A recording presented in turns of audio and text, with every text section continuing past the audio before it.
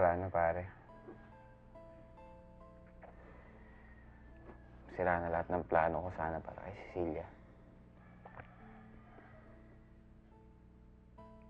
Nabama ko na yung mga yun. Ayan, tol. Gusto ko sana pagkasal na kami.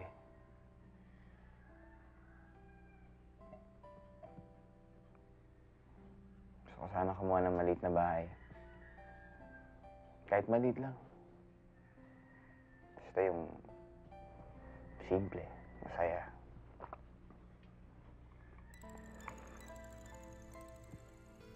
Tapos, meron 3 kwarto doon.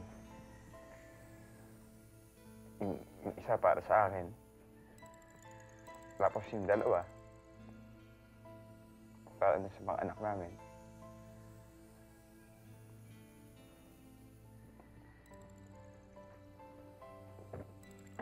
Tapos pag uwi ako galing trabaho, salubungin ako ng mga anak ko. Sa bowl. Salubungin ako ni Cecilia.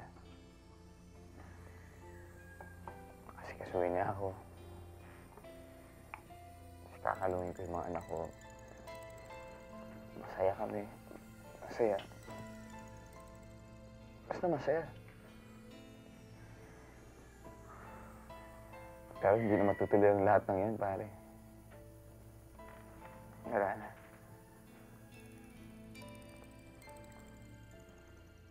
Kaya nga mas maganda huwag mo siyang papaasahin pa.